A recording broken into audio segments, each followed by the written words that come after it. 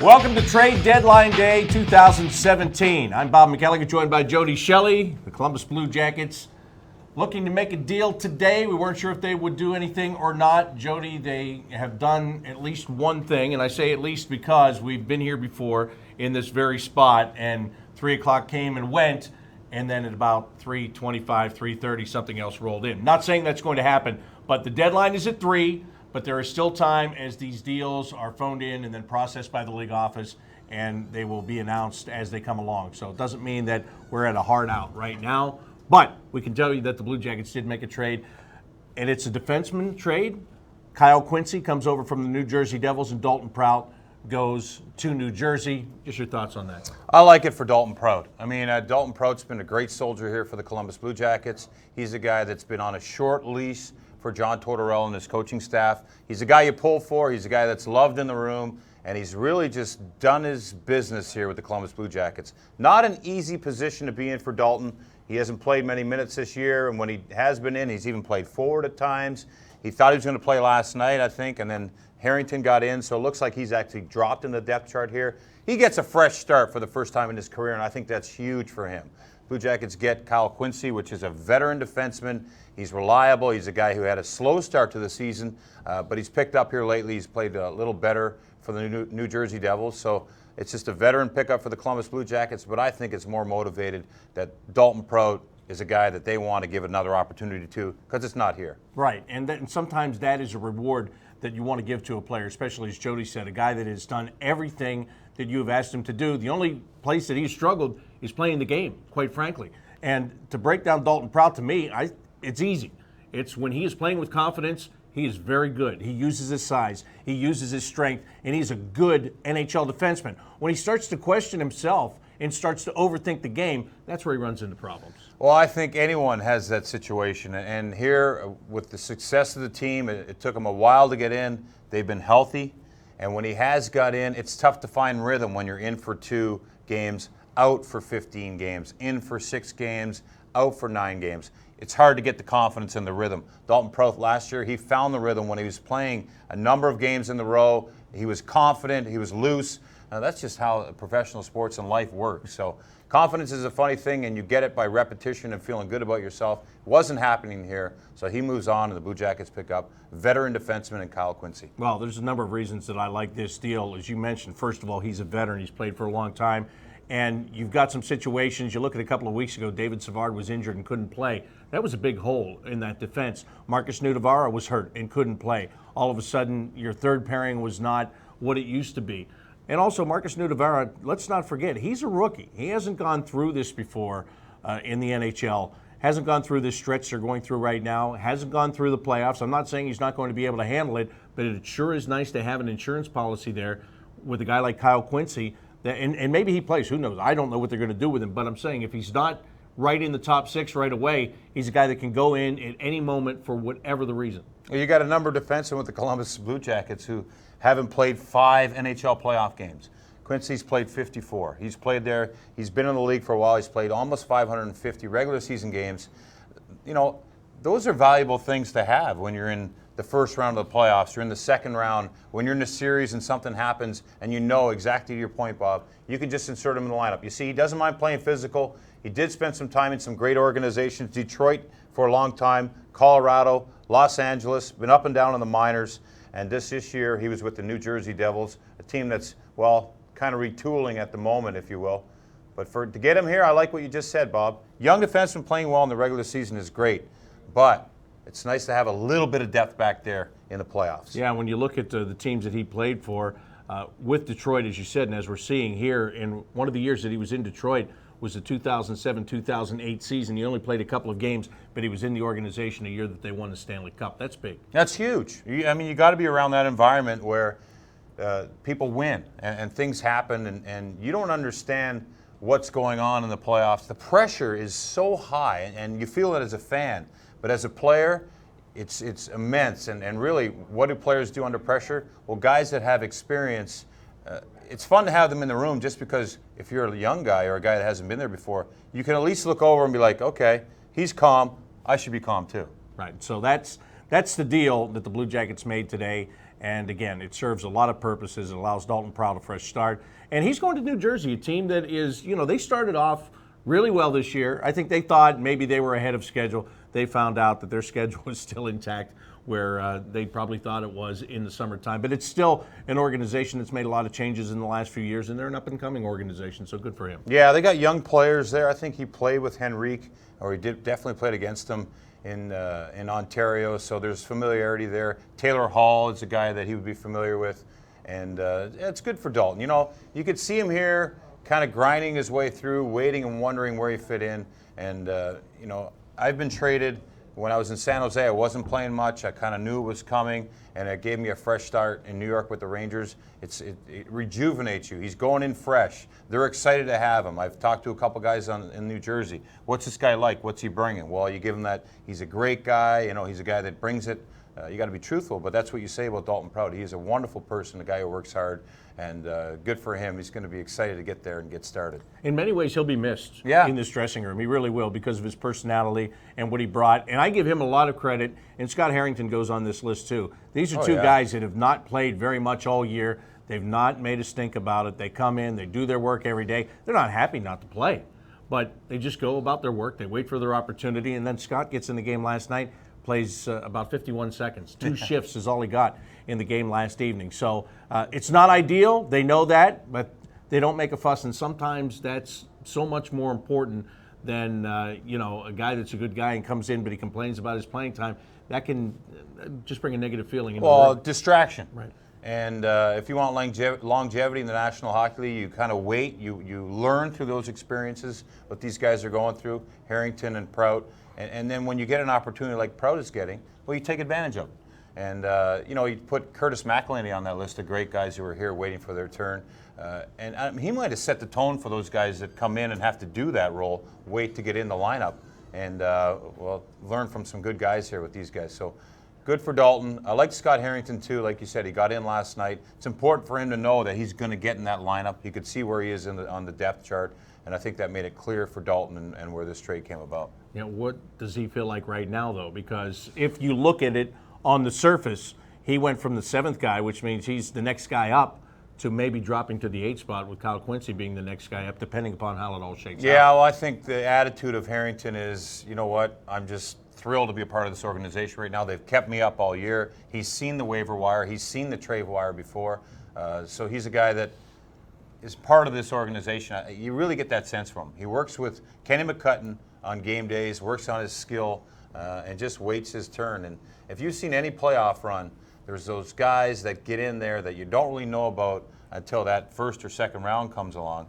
He could be one of those guys that gets inserted and just is someone that the coach has found confidence in. The regular season's, it's a funny thing. It gets you ready in many ways as a player, but he's found his role now, and he's done a nice job when he's been inserted in the lineup. And funny thing, you mentioned something interesting about Dalton Prout being missed. This group has been a tight-knit group for a long time. But I think this year there's a different tightness about them, and it's because it's the right reasons. These guys have won together this year. They've had some success. They've got camaraderie in the room. Those guys are going to miss Dalton Prout, and of course he's going to miss his buddies here. But right now I'd say he's pretty excited to get to Newark. He's excited, and I'm sure they're excited for him too, because they know that he wants to play. They know that he's been good to them, and now they're going to see him 3 times in the next couple of weeks. Well, it's going to be Sunday, right? Yeah, right. So we'll see if he has any, maybe some old buddies he wants to run over. Now, in the old days, somebody would have to be ready to fight Dalton Prout when you get yeah. together on Sunday. In the really old days, that would have been you. Right, yeah. Well, potentially, yes. Potentially. So that's the deal that the Blue Jackets have made. As I said, sometimes these deals trickle in, not saying that anything else is coming out of Columbus, but, there was talk a couple of weeks ago. I was in on it, I'll be honest with you, the backup goaltending situation.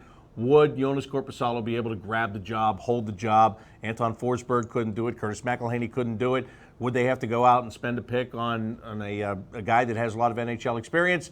They didn't have to do that. I'm glad they didn't have to do that for 2 reasons. Korpisalo, we're talking about good guys to have around. Yeah. He's on that list. They like having him around. He's good for this team. But even more so, he's playing really well. And to have a young guy come in and do that, I think is really important here.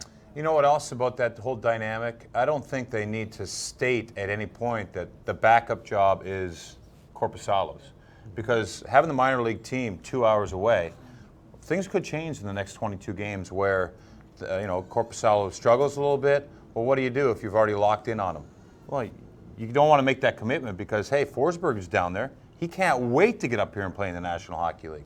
So we're going to see this. We're going to see some movement, I think, a little bit in that position, or we could, unless Korpisalo plays as well as he did when he got his first shutout a couple games ago here at Nationwide Arena against the New York Islanders. So really, competition is good. Sometimes it's tough for the individual, for the team. They're going to reap the benefits of that position and some other ones. Yeah, and the competition, there's one with Sergei Bobrovsky.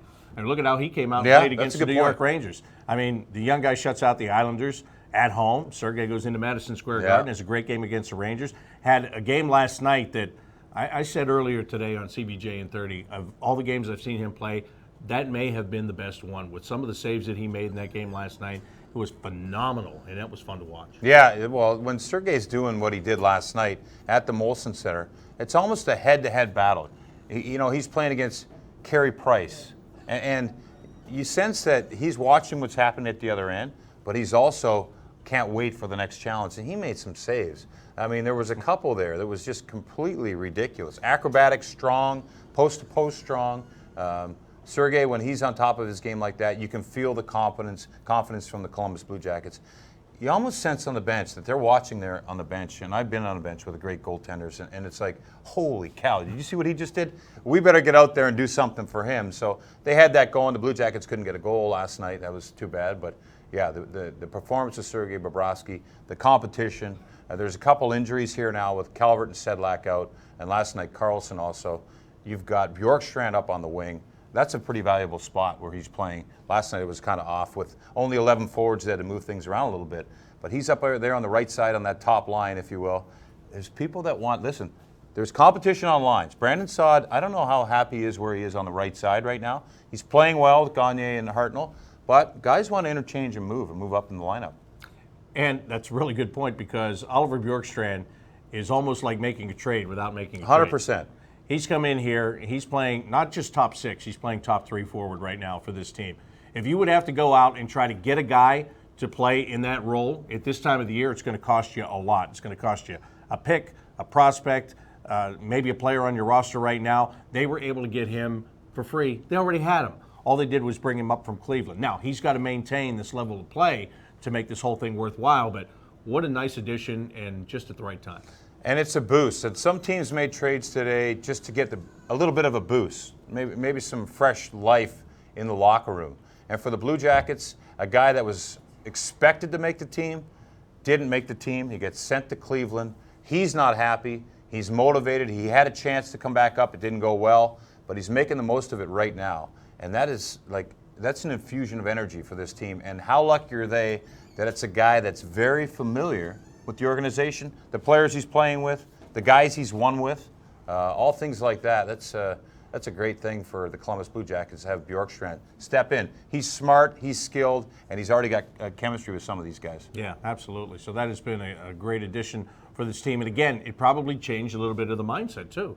I mean, if you're looking for that kind of a guy and all of a sudden you're able to bring this guy in, these are the types of things that happen within organizations. I mean, you have a plan, and then the plan can change, sometimes in a good way, sometimes in a bad way. So this is a very good way for them. And you're willing to give him up for something that, like you said, could be a lateral. When you've done the homework on Bjorkstrand, you've had him here for a while, and he's a guy that's won in Cleveland. Hard to move a guy like that. I'm sure they had calls on him today, calls on some guys in the minors, calls on some regulars. When you have young talent, we see this National Hockey right now with all the talent, it's pretty valuable to have a guy like that. Well, we're getting Kyle Quincy here in just a couple of minutes. We'll get him on the phone and talk to him about this trade and coming to Columbus from New Jersey. Again, you've talked about getting traded when you're with a team that's not in the playoffs, and all of a sudden you get traded to a team that's in the playoffs. That's a little shot in the arm, isn't it? It is, yeah. And you're going to a situation where you're a part of something that's already in a good spot, and you want to go there and you want to compliment. You don't want to go there and change the mojo. And you got to really be on your toes and bring your A game, and it really brings you some life. So yeah, I bet you Kyle Quincy's pretty fired up to be with the Columbus Blue Jackets. That happens too, and that's one thing you have to watch when you're making these deals. How much will you disrupt what's going on in the room, right? And with this team, you talked about how close they are. They want to be together. That's Yeah. very obvious to me. And I talked to Nick Foligno yesterday in Montreal, and I said, listen, all these trade rumors, and none of you have your names in Yeah. them. How nice is that? He said, it's great because nobody's wondering if they're going to be here or not going to be here. And he said, we think we can do it with this group. And if you don't have that kind of confidence, because I've been with teams before in the minors where guys would go, we need one more guy, maybe two. Right. Players know, don't they? Well, You know. yeah. There's something not right when they're saying that, right? Whether it's one guy being irritated or someone that's not happy with their ice time, or there's a dynamic that people don't know outside of the locker room. Yeah, you'll hear rumblings like that in some organizations, but there is zero chatter like that with the Columbus Blue Jackets. They're bought into John Tortorella's system. They like the results they're getting. They love the accountability, how they're held to that standard. And you got to love kind of the energy and the attitude of the young guys. Zach Werenski, Seth Jones. Seth Jones is a leader on this team. He's a guy that brings that kind of flavor. So they got a really good dynamic in that room. When I talked with Zach Werenski yesterday morning in Montreal, I asked him about the playoffs. It really just being a couple of weeks to get there. And he said, his quote was, I can't stop thinking about it. I know I shouldn't be, but I just can't help myself thinking about it. So that's how excited he is. He turned pro last spring, played a couple of regular season games in Cleveland, wound up being on a team that went on a playoff tear and won a Calder Cup. He wants to do it again. Listen, the guys on this team, in my opinion, they're not just happy to be here. They are here with a purpose. And from a management standpoint, you take them into the playoffs and you find out what you have. You know, maybe you go all the way, you win the Stanley Cup. If you don't, and you come back next year and you're in the same position, now you have experience to draw on and say, you know what, this didn't work last year. We might want to tweak here. We might want to do this here. You just don't know till you get there. Yeah, and that's why Torts, I think, has been waiting for a few situations to arise, some adversity. Remember that winning streak? I mean, he said that he didn't coach well enough when that ended. He kind of let them go. But you can't really. Why would you get in and change everything up when the team is having just fun and success? So you'll lose them. And then you lose them, exactly. So he waited for the moment, the right moment. He was hard on them a little bit. Since then, he's had a meeting. He's admitted to it. He needed to sit in the middle of the room and say, all right, what do I need to do better? And it's a great relationship that way, too. The dynamic of the room. And we talk about the young guys, but also being a veteran in that room when you have the Zach Werenskis and Seth Jones, who are really pushing the pace, not only on the ice, but their attitude towards every single game and where they've come from. It's changed the whole kind of energy in that locker room. So trade deadline day here in the NHL. The trade deadline has come and gone. There will be different deals, I'm sure, that will trickle through. Some of the bigger deals got done before today, and some of those have affected other teams in the Eastern Conference, in the Metropolitan Division. We'll talk about that in just a little bit here. But, some of the luster always comes out of trade deadline day because people don't wait. I mean, why do you want to wait? If you have a chance to make the deal 4 days ago, you make the deal 4 days ago. Well, yeah, the price would go up. I mean, if you're in a lockdown situation and the clock is ticking, price could get high. But sometimes you don't want to wait that long because then you might get beat out by someone. So, yeah, we saw a couple big deals, a couple of the big names. Shattenkirk went to the Washington Capitals. That was one of the big free agents coming up in this offseason. You knew he was going to get moved. It was just a matter of where. There was a lot of talk of him coming to the Metropolitan. Well, he's right at the top of the Metropolitan right now. That makes them a big-time team. I like what the Wild did. You can see there's the deal there for Shattenkirk. Yeah, and when you look at this deal between the Capitals and the St. Louis Blues, Zach Sanford is a guy that the Capitals really didn't want to give up. They really liked him, a young player. They were developing him. He's a big winger with strength and speed, kind of like Josh Anderson is with the Blue Jackets. Yeah. But if you're going to get what they got, you got to give up something. So they had to give him up, and there's a lot of obviously a lot of pieces there in that particular trade. But Kevin Shattenkirk, the Capitals accomplished a couple of things there. They add to their defense, and they keep him away from the New York Rangers and the Pittsburgh Penguins. And really, that's a great point. We're good? All right.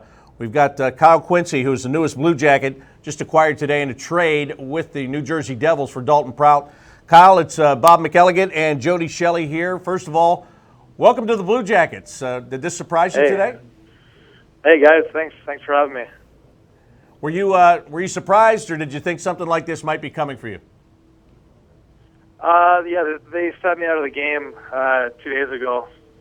They're working on something down the wire there, so I was just about getting on the plane to Washington, so I wasn't really sure. But they told me right before we left, and that was that.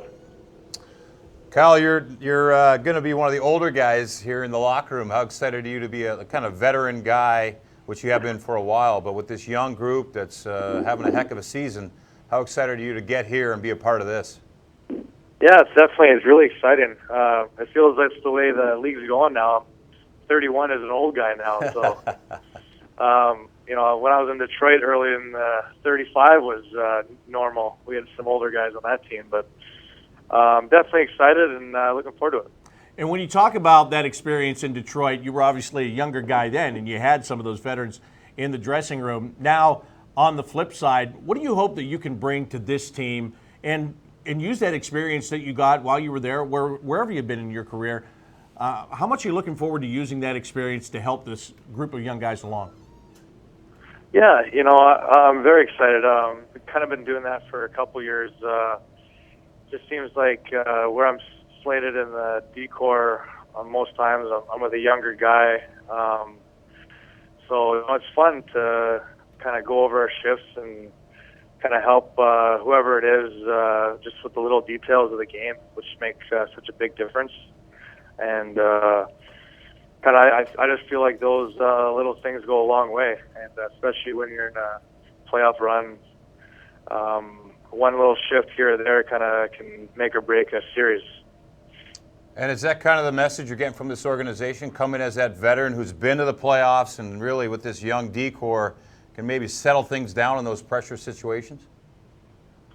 I haven't had any really concrete talks or anything, but that's kind of my game. I'm not really flashy, I would say, but I can contribute offense a little bit, but definitely I kind of concentrate on the defense part of the game, and kind of let the forwards do their job, and we'll keep the puck of our net, and that's the way I think. And playoff hockey definitely is. Like, I'd rather win 2-1, 1-0 than 7-6 for sure. Yeah, there's no question. You're hard to play against. I know that for sure. We're talking with Kyle Quincy. He was acquired by the Blue Jackets from the New Jersey Devils today. Kyle, going to New Jersey, we were talking about this earlier.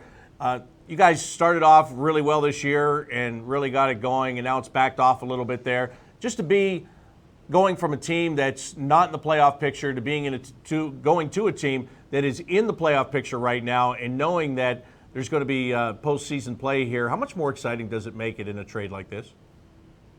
No, it's great. And like you said, the league right now, it's any team can beat anyone on a certain day. So, we feel in Jersey we've been playing very good hockey, but just not getting points.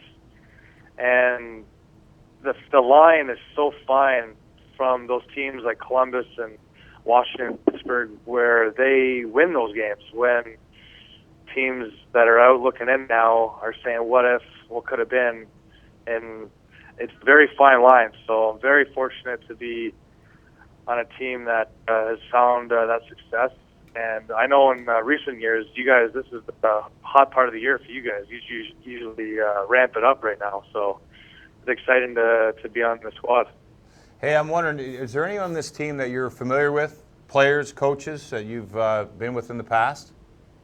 I played with Murray at the World Championships for a year when they were before he was drafted, and then I played with Jack Johnson in LA. I think Foligno in passing, but definitely excited to meet all the boys tomorrow. Now, there is a personal side of this too, right? Your life has just been thrown in upheaval. You've got to move from Jersey to Columbus, be here. As you mentioned, there's a game tomorrow, for crying out loud. What's your schedule from now until then? I just got home. Very, very lucky. We were still in Jersey, so got home. I'm going to pack here and get on a flight around 6 and get a nice bite to eat in Columbus and get ready for tomorrow. A place you're probably pretty familiar with since you played with Detroit for all those years. Say that again, sorry. A place here in Columbus you're probably pretty familiar with. Oh, for sure. Yeah, we've been there a few times, yeah. So if they put you in a downtown hotel tonight, you'll know exactly where to go. You've done it a million times. Yeah, for sure. I know my way around. Well, Kyle, thank you for taking a couple of minutes for us. We really do appreciate it. Welcome to the Blue Jackets. We look forward to seeing you tomorrow. Thanks, guys. Thanks for having Kyle. me. Yep. Kyle Quincy, defenseman for the Blue Jackets, picked up today in exchange for Dalton Prout from the New Jersey Devils. And isn't it great to hear the excitement? Yeah. I mean, you know, when those trades are going the other way, the guys try to pretend to be excited, but hey, you're not. He's coming here. He wants to be here. He knows he can be a factor here. Well, just think about where the Blue Jackets are as an organization. I mean, you have players that are watching the teams in the upper echelon, and the Blue Jackets have established and gained some respect. I know Torch talks about we need to gain respect in this league. He's brought it up again last night, I think. But I think he'll do it again. Too. Yeah, but that's where it's at. I mean, you can hear the excitement. It's a veteran player. What I like hearing from him as a veteran player, he's pretty nonchalant about his schedule. Like, yeah, you know what? I got traded. I'm home. I'm glad I didn't get on the flight and go to Washington. I'm home. I could just get organized and come to Columbus. No big deal. No, simple as that. Veteran guy. He knows. He's been around. He knows how to do it. So Kyle Quincy will be here tomorrow. How they use him is something to figure out once he gets here and all that stuff. But it's good. This again, I really like this deal. I like what he brings to the table, and it's somebody that is, you know, it's a legit guy that's played a lot and has great experience, and I think he'll be good in this room and for these young guys. Yeah, why not? I mean, if people have been asking, I know they've been asking you, and they've been asking me on out and around town, what are the Blue Jackets going to do? What do they need? Well, we've seen them this season morph into a total team, a well-balanced team, and to your point just a few minutes ago, you don't really want to mess with that too much. But the most important part is they have a plan here, an overall plan, and they're sticking with it. And, you know, it's frustrating for the first couple of years to hear an organization talk about from within, young guys coming up, prospects on the horizon. But when it comes to fruition, when they win a Calder Cup, which is just an amazing addition to this organization, they get in and change the dynamic of your locker room. It all makes sense. So good on the Blue Jackets today, really to stand pat. A change that is made for depth on defense, which is a smart play going into the playoffs.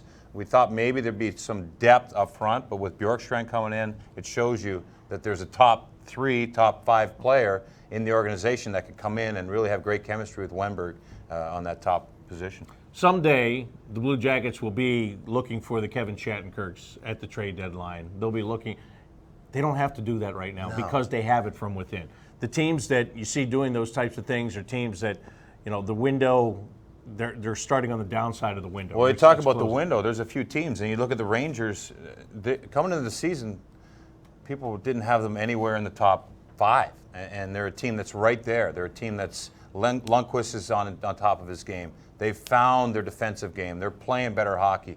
The Capitals, last season, they win the President's Trophy for the best team in the regular season in the National Hockey League, and they go and lose to the Pittsburgh Penguins, a team that was really in turmoil halfway through the season. So the dynamics, those windows closing. LA today made some big trades, trying to get in, trying to make things happen out there because Carter, players like that are on top of their game, they feel that group is still there, still together, and they want to make that one last push. So why not? I'm not sure what all we have here, but let's look at some of the other. You're talking about the Rangers. They made a deal. They wanted to add Shattenkirk. I think they were very much open about that. They couldn't get him, so they had to go with Plan B. They went to Detroit and they got Brendan Smith from the Detroit Red Wings, and there you see it. Detroit gets a couple of draft picks back for Brendan Smith. That's going to help them on the blue line, especially right now because Dan Girardi is out. He's got an injury. Pierre Maguire said yesterday, I heard him on the radio in Montreal, he said it's something significant. He might miss a fair amount of time between now and the playoffs. So if that's the case, to be able to go out and get a guy like that is a good ad. Oh, you have to. I mean, that's a big hole on the defensive position. Veteran player in Girardi. So yeah, good pickup by the Rangers. You knew they were going to do something. I mean, that's just they don't just hang out. I like to trade Florida, picking up Vanek for really not much at all. McGrath was a player who wasn't playing at all. He had been put through waivers. Yeah. And it's to me they paid very little for a guy who he goes to Montreal at the deadline. And last year, and completely, or a couple years ago, was it? completely flopped. It was just a bad trade. They thought they had their goal scorer, the goal scorer that would bring them that scoring.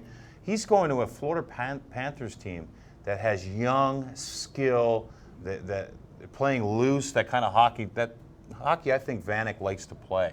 So I think that'll be interesting to watch him here and how he does with the Panthers. You see also they pick up a third-round pick. But compared to some of the other prices that were paid, I don't think that's too bad for Thomas Vanek. No, not really. And you're right. The kind of game that he likes to play from 5 feet in, that's where you're going to find him, near the net. And you've got the Barkov and Yager, and it seems like a fun room. Derek McKenzie's the captain there, and I think he fits in to that forward group really, really well. Dynamic on the power play, excellent shot, so that could be interesting to keep an eye on. All right, the Blue Jackets also have made another trade as they picked up left winger Lauri Korpikoski from the Dallas Stars in exchange for defenseman Dylan Hetherington. So Lauri Korpikoski, same thing we're talking about with Kyle Quincy, except he's a forward, veteran guy. He's been around, and he gives you depth. Yeah, and that's going into the playoffs. When your team is playing well, you got to have those NHL hockey players that can jump in and be in the lineup. You talk about 4A players, and I find that interesting in baseball. Yeah. It's a great analogy. How did you put it?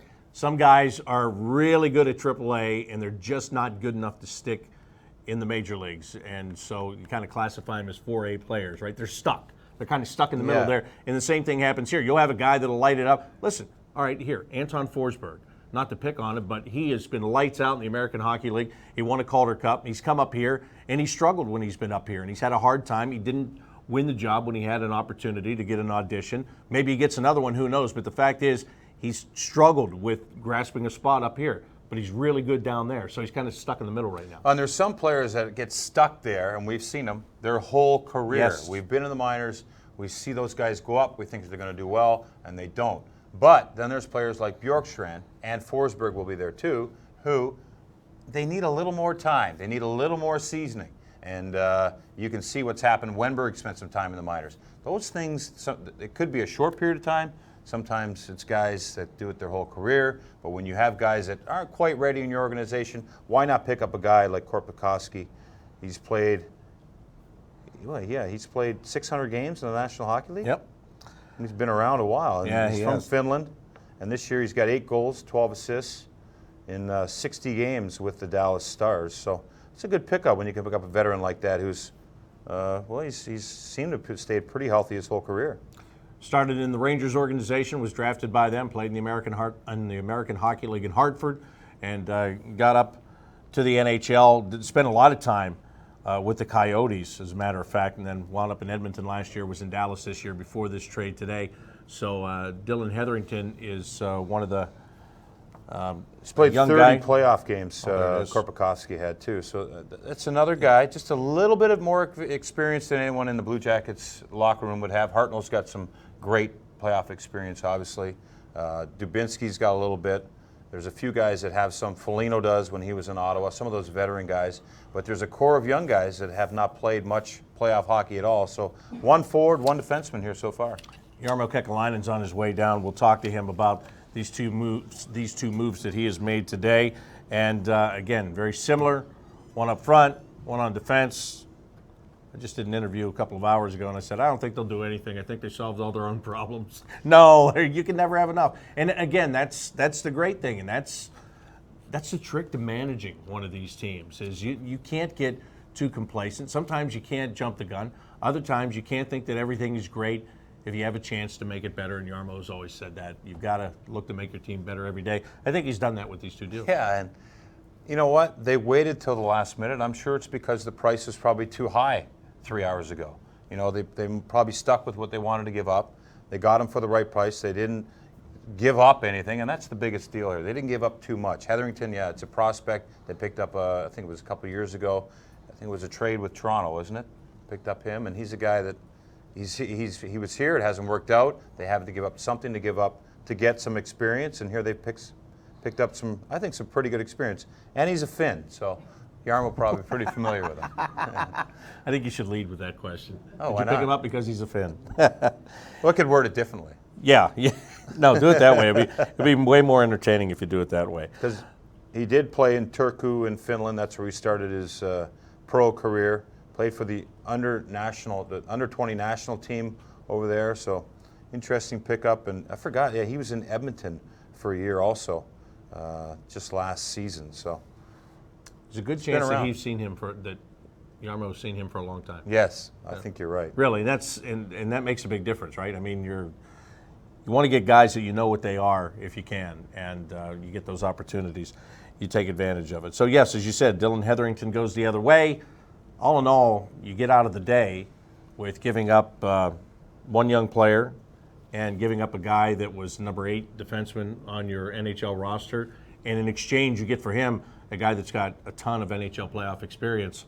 Seems like a fairly decent day to me. And I love the fact that nothing's changed. They're just these are players that are not going to come in and create ripples. Not players that are going to come in and move sod out of guys that are in the lineup way out of the lineup. It's just a depth move, and those are good moves to make at this deadline. And when you have the luxury of having a team like the Blue Jackets, who are just right there, they're a team that's making noise, a team that could go deep in the playoffs. This is a sign that they've got confidence, and they've got to have a little bit of depth for what could happen here in playoffs. I'm just looking at some of these other trades within the Metropolitan Division. Mark Straight was traded from Philadelphia to Tampa just a short time ago, right, for Valtteri Filppula, 4th-round pick and a conditional 7th-round pick. He's been traded again to the Pittsburgh Penguins in exchange for a 4th-round pick in 2018. Okay. So Tampa wheeling and dealing. In Pittsburgh, they're weak on defense right now. They've got some major injuries back there. Chris Letang, I think, got banged up again. Trevor Daley's out. Oli Mata has a broken hand. And I didn't want to see them get better on the blue line, but they found a way to try to do that. And why does he go that way? Because there's no way that the Philadelphia Flyers are making any kind of a trade with the Pittsburgh Penguins. So if you want to get this guy, find a third partner and get him traded somewhere else, and then we'll take him off that, right? But you can see that's happening, right? How about last night? I thought it was interesting to see Steve Ott go to the Montreal Canadiens. I thought it was strange, to be honest with you. He's a guy that brings some grit. He's got that in-your-face attitude. You can see what the Canadiens are trying to do. They picked up Dwight King, right? Also in that trade. So it's like as it's going away from the era of big and tough, they're trying to get big and tough. Well, right before the yeah, and I don't mind that. I mean, I know you don't mind it. I wouldn't expect you to mind it. They had a pretty quick team last night. I was impressed with Pacioretty, obviously Carey Price. They're a team that's so under the microscope. You can't even explain it. You have to go there to see how much the media covers. There was 46 press passes given out for the practice yesterday. When Jordy Ben got to the practice facility, he was the only guy skating. There was 46 media members there to greet him. Well, that made it easy to watch him. Didn't have to pick him out of a crowd, right? So he was the only guy skating because they had played the night before. It's so well covered. So it's interesting that you knew they were going to make some moves. They almost had to make some moves. A lot of people I had talked to were just waiting. What are they going to do? When are they going to do it? But here's the thing. One of the things about Montreal in particular is there's been a lot of talk about how they're having trouble scoring goals. Right. Last night is obvious. They only got one. That's all they needed. But they only got one goal, and then they went out and they got 2 guys that aren't necessarily scorers. No. So they're taking their own path, I guess. Well, to the playoffs. But you know what? In that division, quite frankly, maybe you can use a little bit of muscle on some of those other teams and better your position. And when it gets into the playoffs, you heard Kyle Quincy say it's about getting in now. Anybody can beat anybody. There's so much parity in this league, so they'll try to do it their way. Well, how about Toronto? They responded and they picked up Fair and Oleski. Oleski's a physical defenseman. We've seen him here drop the gloves from time to time. And Fair is a guy that's in your face, and he's a guy that for the Washington Capitals did a good job a couple of years ago. And he's those guys are all responding. I think Ottawa picked up somebody with a little bit of a grit. I know that Chris Neal's out with a broken finger. And Ottawa did deal Curtis Lazar. They did send him to Calgary. That's a guy that I think a lot of teams were in on that. Oh, they got Burrows. That's the guy they got. Oh, yeah, Alexander Burrows. Yes. So he's a guy that can. I was thrilled to see that we'll get to see him one more time this year. He's a guy that gets in the face, tries to draw penalties. So you can see what that Atlantic Division is doing, which is fun because those are 3 teams that to have in the playoffs or in the playoff picture, it's great for hockey. I mean, the Toronto Maple Leafs are in there. It looks like they're tracking in the right direction with the Matthews and what he's done for that organization. It's tremendous. And then Ottawa, they're making their push, and they're in good position. Of course, Montreal. So 3 good teams in that division. What the Blue Jackets could see one of those. With a lot of hockey left, could be a little bit of different seeding as this plays out. It's weird how it works out because the Blue Jackets were in a wild card spot after the break, and they come back, and now they've won 2 games. They've got, would they just get 5 out of a possible 6 points? Yes. So now they've moved up. They're tied with the Penguins in points, but they lead by the tiebreaker. So now they're back in the number 2 spot. But if you wind up 4th, which puts you to the number 7 seed, it makes you a wild card team, you cross over and you play in the Atlantic Division, and you can debate it all day long. If for the first 2 rounds. Right. Yeah, you can debate if that's the easier path to get to the conference final, to have to potentially beat a Montreal. Oh, yeah. And then I think Ottawa. it's easier. I mean, you look at Washington making those moves, they're ready to take a run at it. Plus 73 in goal differential. They're a dangerous team. They got that experience last year in the playoffs. It didn't go their way. So interesting moves there. Pittsburgh's a tough team, obviously, what they did. Stanley Cup champions, you got to respect what they're doing, too. I mean, that's a tough division over there at the Metropolitan. Yep, and Rangers. Again, yeah, the Rangers, there they are, right? As you said, people were counting Stanley them Cup out. finals, conference finals. They've got some great experience. Now we're going to bring Jarmo in here and talk to him about his big day. He looks well rested. There you go. That is for you. It's first of all, thanks for taking time with us here and make a couple of deals. We've just talked about them. The fact that you were able to find guys that bring experience, not just NHL experience, but NHL playoff experience in here. And how happy are you with what you were able to do today? We're happy. We accomplished what we tried to accomplish. Get some depth on both defense and on the forward side. I know Lauri Korpikoski very well. He played on the World Cup team for Finland. John Tortorella knows him. He's a player that can play on the left side or right side, has speed to play the game the way it's played these days. He's having a good year, 20 points with Dallas this year, 8 goals, 12 assists, and penalty killer. So he can play up and down the lineup, left side, right side, and Kyle Quincy is an experienced defenseman who's had a really good year with New Jersey, playing 19 minutes a game, and brings us a guy that has 54 games, I believe, of playoff experience with size and skating ability, and gives us more depth. So we're happy. Can you talk about the 2 defensemen you gave up? Hetherington, we haven't seen, I don't think at all, maybe a little bit. And then Dalton Prout, good soldier here for the Columbus Blue Jackets. Yeah, great guy, and I think he just needs a fresh start. It hasn't been, this season hasn't gone exactly the way he had planned or we had planned, and he's been a healthy scratch a lot. He's an extremely hard-working player, great character guy. I wish him nothing but the best. I have the utmost respect for how he handled himself as a professional all the way through these difficult times that he had with our team. And obviously we play New Jersey a few times here in the near future, so hopefully he doesn't come back to bite us very soon. But I wish him nothing but the best. He truly is and was a great teammate with our team and is a good person, and we'll miss him that way. But we'll welcome Kyle Quincy here, and I think he'll be a big part of our run here this spring. Everybody talks about trade deadline day, but it's not like you woke up early this morning and then just went to work on this. I mean, this is a process, right? That's exactly how it was. Oh, that's how it worked? Great job. But part that when you said woke up early and got to work, that part, this is what we do all year. We evaluate our team, we watch practice, we watch the games, we watch games of the other teams in the league. We have a scouting staff in place. They do hundreds and hundreds and thousands of reports on players, so we have the catalog, as Billy Zito likes to call it, a book on all the players. We look at our team, what could we change, what could we could improve. Every day we talk about these things. Here we just have that deadline. It came today at 3:00 p.m. and we have to operate with that, knowing that after that we can't make any moves to have the player play in the playoffs. So it's basically the same as what we do every day, except that now there's a deadline, and deadline is passed now, so we're done until the off season for any player that wants to play for us in the playoffs. Was it a quieter day than you expected? Yeah, but the whole year is quiet just because of the cap era. I think that's we had a stat about, I think it was about a month ago, that we had 9 trades all year and 0 players involving $3 million or more, and that just goes to show you that most of the teams that are up against the cap, to do a trade, you don't only need to find a player that you like, a hockey trade like we like to call it, but also a trade that fits in your salary cap, so it has to be dollar out, dollar in type of thing before you can make it happen. So it makes things a lot harder.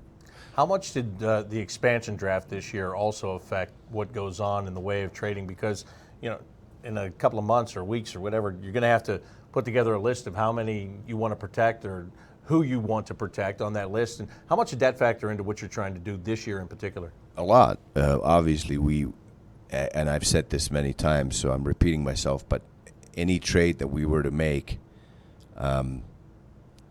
you have to add to the cost of the trade what you possibly could lose more in the expansion draft. So if you bring in a forward, we have to protect or leave another forward unprotected. So you basically have to count that as cost of the trade. So, you know, I'm not going to start naming players here and what we're thinking, but it's pretty obvious that if you add another forward, for example, then you'd have to leave another forward exposed, and that could cost you that forward, and that's the price. And I'm sure every team had to think of it the same way, especially the teams that had the protection problem, as we call it. This is bad timing. If we had this expansion draft a year ago, we wouldn't have had any problems in protecting, because most of the guys would have been exempt. Guys like Alex Wenberg, Korpisalo, all those guys would have been exempt from because of their experience level. But now, a year later, it's a different story. It's just bad timing. But is it kind of good timing though too, because you've got a good team here, and you don't have teams that can load up in your division or maybe do things that they're going to be they're restricted to today. Yeah, I like I said, the rentals made more sense than in normal situations. Maybe that's why there was pretty steep prices paid for some of the rentals, because you don't then have to worry about the protection, because they're going to just walk into the unrestricted free agency in the summertime. So maybe that explains some of the trades too. What about having Bjorkstrand come in this last recall and playing in that top 6 role? How much is that? It's almost better than a trade in some ways, isn't it? Yeah, well, that's what we've talked about. That's our trade deadline acquisition is Oliver Bjorkstrand coming onto the team. We expected him to make the team off the training camp. He didn't. He wasn't quite ready. He went down and worked on his game, and now he's back and he's played well for us. We believe in this group. This group has won enough games to be third in the National Hockey League in the standings right now, and in playoff position. We believe in these guys. We believe that our window is just opening, so we're not going to go out in the market and mortgage our future to try to make our chances better just this spring and make them worse into the future. So these deals we felt made sense for us to strengthen our depth, get our team better, but we believe in the team that's in the room that got us here.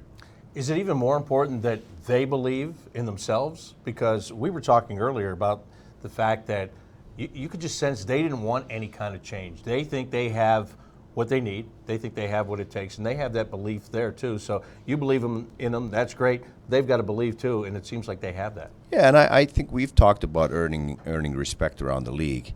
But when you're at 40 wins, you're going to earn respect around the league, but you got to keep earning it every day. So that's the main thing we've talked about. Let's get better every day. Let's focus on every day. What can we do to get better? That's our focus from now on in too. But we have earned some respect here, but we got to keep earning it. But that's the group that got us to 40 wins and 84 points, and they're going to keep getting us wins, and they're going to. That's what we're building our success on. That group right there. You talk about depth. How happy are you with the guys in Cleveland? Maybe the guys in Europe? Is there players that in this next few years, few months, maybe some more names that we'll know, we'll hear about and maybe see on this team? Yeah, I think so. We just went to see Vladislav Gavrikov in the KHL, for example. He's our 5th-round pick, a defenseman that has played now 2 solid years in the KHL, but also played on the Russian national team. He's a big man, 6'3", 220-pound defenseman, and he's a man already. He's not very old, but he's a man, and I think he wants to play in the NHL. And he's a good prospect for us. Kevin Stenlund is a 6'4" centerman. Can play center and wing, playing for HV71, the Swedish Elite League. I've gone to see him a couple times. He's having a great year in the Swedish League. He's another guy that we have in high regard for our prospects. Gabriel Carlson, we've talked about him many times. He's our first-round pick a couple of years ago, and he's having another solid year with the Linköping in the Swedish Elite League and 2 World Juniors under his belt. Just needs to get stronger. So we have a lot of good prospects. I just saw Pierre-Luc Dubois in Quebec League, was a man amongst boys in that game. Was doing great after his trade, and Vitaly Abramov is having an unbelievable year in the same league. I think he's second in the league in scoring, and he's got almost 50 goals now and 100 points. So he's doing awesome. So we have a lot of good young prospects in our depth chart, and that allowed us to do the trade for Korpikoski, and we're still in good shape. Yeah, we were just in Montreal yesterday, and there was a reporter who reports on the Quebec League, and he wanted to know everything, and he was buzzing about those 2 guys, Abramov and Dubois. Yeah. He said they've totally changed in the last couple months. Yeah, I actually saw them play against each other, and you did? Dubois' team won, but it was a treat. They're good prospects. Yeah, we missed you in New York and Montreal. So now that you're done with this deadline, does that mean you'll be around more often? We'll see. Next week I have the GM meetings down in Florida, so unfortunately I can't join you on the road. That's really tough. Well, that's a tough job. But you did a great job today. Thanks for coming in with us, and congratulations on what you were able to do here. Thank you. All right, Jarmo Kekalainen, Thanks, Jarmo. Blue Jackets general manager, joining us here today on this trade deadline show. Blue Jackets making those 2 moves, defenseman Kyle Quincy and forward Lauri Korpikoski. What he's talking about, especially Korpikoski, left side, right side, plays with speed. Now the pressure is on to see who's going to play, right? Now it shifts. It goes from the general coach's manager dream to the coach, right? There's immediate competition for playing time. Yeah, and listen, as tough as it is for players, because you want to be the guy in the lineup, someone's going to be the odd man out here. Bjorkstrand, I'm telling you, it seems like he's asserted himself in this organization at the perfect time. It's exciting I think the coaches will be fired up, because no matter what you say, the teams that did not make a trade today, you're just a little bit disappointed. It's an 82-game season. You want to see someone come in and be excited and be a part of your group and maybe push people, to your point. And I think that's what they've done here. In a couple positions, there'll be Blue Jackets players today who are a little on edge. Can't wait to get to practice tomorrow, pregame skate, because there's a game tomorrow night. Am I in the lineup, or is the new guy in? And that's professional sports. And when you're part of a team that's trying to get towards the top, things get tighter at the top. You got to have all cylinders firing. So not only a depth move for the playoffs, for the future, the competition right now, it's going to be healthy. Once again, this is an organization that a year ago, we were in New York a year ago, and there was nothing really done. And the talk leading up to that was, are you going to dump contracts? Are you going to let guys go because you were sitting near the bottom of the league? So, boy, what a difference a year makes, as this team is looking to put the push on and adding to the depth here today. Well, we're finished here, but we still have more to do later tonight. We have the Inside Edge, which you'll be able to hear on the flagship station of the Blue Jackets Radio Network, 97.1 The Fan. And you can also get it through the app as well, Blue Jackets app, through the NHL app. You'll be able to hear that show tonight. We'll talk much more about what the Blue Jackets did today, and we'll talk to you about what the Blue Jackets did today. And what do you think? Because that's... We're going to open up the phone lines? Yeah, that's kind of what matters. I mean, you know what we think. I love it. If you don't know what we think by now, you just have not paid attention. So we want to know what you think. That's later tonight, 7 to 8, the Inside Edge on 97.1 The Fan. So I'd like to thank our crew for coming in and putting this show on for us here today on Trade Deadline Day. Jody, thank you very much. Thanks, Bob. Great job. See you in a couple of hours. That'll do it for Trade Deadline Day in the NHL. The Blue Jackets add 2 new players. They'll be here tomorrow when the Blue Jackets take on the Minnesota Wild. We'll see you later tonight.